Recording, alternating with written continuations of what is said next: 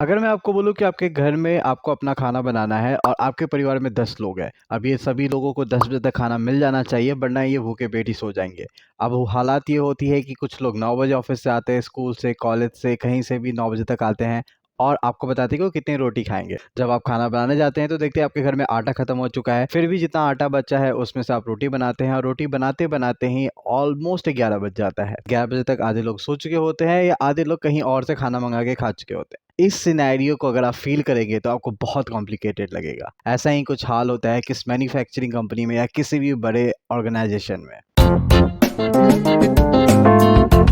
Hello everyone, मैं हूं प्रतीक पांडे और आज हम बात करने वाले हैं ईआरपी क्या है, एंटरप्राइज रिसोर्स प्लानिंग क्या है। अब जब मैंने एक एग्जांपल दिया था, उस एग्जांपल को थोड़ा सा और आगे लेके चलते हैं। अब आप एक मैनेज कर रहे हैं घर को और इस घर को मैनेज करने के लिए सबसे बड़ा जो स्ट्रॉन्ग टूल है वो है आपकी याददाश्त। हमारे घर में हमारी जो फैमिली मेंबर्स है, जो मम्मी होती है या जो मेड होती है या जो वाइफ होती है, वो हमेशा प्लान करती रहती है कि कितना इन्वेंट्री मैनेज करना है उनको, कितना आटा रखना है खाने के लिए, कितना चावल रखना है, कौन लोग कितना खाएँगे, ये सभी उनको पता रहता है और उसी हिसाब से टाइम के अकॉर्डिंग वो खाना बनाते हैं। इसी सिनेरियो को अगर हम किसी बड़े ऑर्गेनाइज़ेशन में लेके जाएँ, लेट्स से कोई मैन्युफैक्चरिंग है जो चॉकलेट बनाती है, अब उनको ये पता नहीं रहता है कि कितना उनका इन्वेंट्री पड़ा हुआ है, रॉ प्रोडक्ट पड़ा हुआ है, कितनी उनके पास से डिमांड आने वाली है मार्केट से, कितना उनको बनाना है, कब तक भेजना है, तो कितना बड़ा क्योस हो जाएगा। इन सभी चीज़ों को मैनेज करने के लिए एक सॉल्यूशन होता है जिसका नाम है एंटरप्राइज़ रिसोर्स प्लानिंग सिस्टम या फिर ईआरपी। अब ये टर्म बहुत ज़्यादा यूज़ होता है बड़े-बड़े ऑर्गेनाइज़ेशन में, बड़े-बड़े कंपनीज़ में,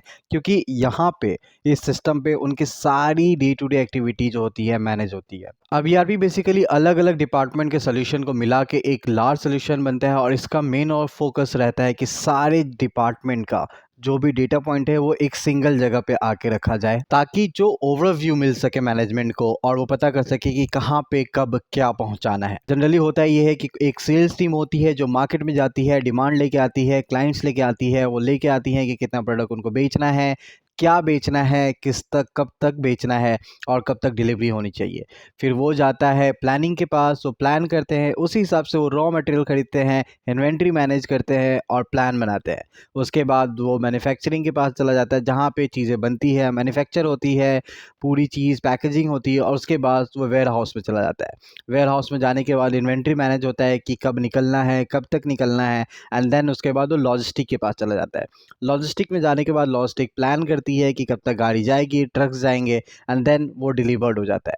डिलीवर होने के बाद फाइनेंस टीम आती है जहाँ पे इनवॉइस रेज़ होता है, पेमेंट आता है, कभी पेमेंट फ़ॉलो अप होता है, कभी एक्स्ट्रा पेमेंट चाहिए होता है, कभी ड्यू में मटेरियल जाता है एंड इन सभी के ऊपर आता है जो सब चीज़ों को मैनेज करते हैं वो है एचआर, जहाँ पे सभी लोग एक दूसरे से कम्युनिकेट कर रहे होते हैं, जहाँ पे लोग देख रहे होते हैं कि कौन कितने टीम मेंबर हैं, कितने टीम मेंबर नहीं हैं, कब कहाँ पे हायरिंग करनी है, कब किसको अप्रेज़ल देना है, कब किसको इंक्रीमेंट देना है, इन सारी चीज़ों को मैनेज कर रहे होते हैं। अब अगर आप सोचिए कि ये सारी चीज़ें अगर आपको मैनेज करनी है तो आप एक्सेल यूज़ नहीं करेंगे और ना ही कोई ऐसा सॉल्यूशन यूज़ करेंगे जो आपस में बात ना करता हो। लेट्स से अगर एचआर टीम है और एचआर टीम आपस के सॉल्यूशन यूज़ कर रही है, कोई अलग सॉल्यूशन यूज़ कर रही है और उसका कोई भी फीडबैक आपको नहीं मिल रहा है तो आपको पता नहीं चलेगा।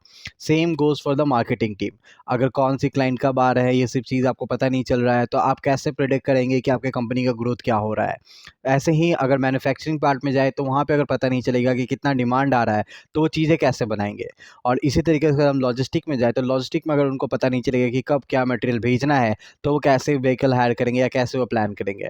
वेयर हाउस में भी सेम होता है कि जहाँ पे इन्वेंट्री मैनेज करनी होती है, भले वो रॉ मटेरियल हो या फिर आपका फिनिश गुड्स हो, उनको अगर वो मैनेज नहीं कर पाएँगे तो कैसे होगा। अब ये अलग-अलग डिपार्टमेंट के लिए अलग-अलग सॉल्यूशन होता है, पर इन सभी सॉल्यूशन को आपस में कम्युनिकेट करना बहुत इंपॉर्टेंट होता है।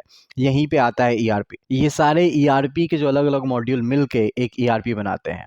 ईआरपी का जो मोस्ट इम्पोर्टेंट काम होता है वो होता है इन सभी के बीच में कम्युनिकेशन करना और एक लार्ज पिक्चर गवर्नमेंट्स को देना, एक लार्ज पिक्चर डायरेक्टर्स को देना ताकि वो ओवरव्यू डे टू डे में देख सके। अब इसमें एसेट्स मैनेजमेंट भी आता है। लेट्स से कंपनी की बहुत सारी मशीनरी होती है, व्हीकल्स होते हैं, प्लांट पूरा रन हो रहा होता है, तो कब कौन सा एसेट्स मैनेज करना है, कब किस में रिपेयरिंग आनी है, कब उनको ठीक करना है, कब उनको रिप्लेस करना है एंड मोस्ट इम्पॉर्टेंट बात, कब कितने रुपए खर्च करने हैं उन एसेट्स के पीछे, ये सारी चीज़ें भी होती है। तो अगर मैं इन सभी चीज़ को समराइज़ करूँ तो ईआरपी एक ऐसा सॉल्यूशन है जो किसी भी ऑर्गेनाइजेशन को मैनेज करने के लिए चाहिए होता है, और इसमें अलग-अलग मॉड्यूल होते हैं जो आपस में कम्युनिकेट कर रहे होते हैं। इस कम्युनिकेशन से फ़ायदा ये होता है कि सारा डेटा पॉइंट एक जगह आता है, और उस डेटा पॉइंट के बेसिस पे कंपनीज़ प्लान करती है अपने फ्यूचर, और उस डेटा के बेसिस पे कंपनी देखती है कि कहाँ पे प्रॉब्लम आ रहा है। अब ईआरपी से लोग एफिशिएंसी भी इंक्रीज़ करते हैं, कॉस्ट भी रिड्यूस करते हैं, एंड मोस्ट इम्पॉर्टेंट बात, वो हर एक चीज़ पे एक बर्ड आई व्यू रख सकते हैं। अब ईआरपी पहले क्या होता था कि किसी भी कंपनी में लगाने के लिए उनको खुद का एक सर्वर बैठाना पड़ता था, खुद के हार्डवेयर लगाने पड़ते थे। पर क्योंकि अब मॉडर्न ईआरपीज़ आ चुके हैं जहाँ पे ये सारे डेटा क्लाउड पे भी रखा जा सकता है, तो ईआरपी भी as a SaaS solution available है मार्केट में। ऑलराइट गाइस, ये था डेफिनेशन ईआरपी का। अगर आपको अच्छा लगा हो और सिंपल लगा हो तो आप नीचे कमेंट करके ज़रूर बताएं। अगर आप पहली बार ये वीडियो देखने आए हैं इस चैनल पे तो प्लीज़ सब्सक्राइब कर लें। मैं हर वीक SaaS के बारे में नए वीडियो डालता रहता हूँ। अगर आप पुराने हैं तो लाइक करना ना भूलें। Take care, see you in the next video.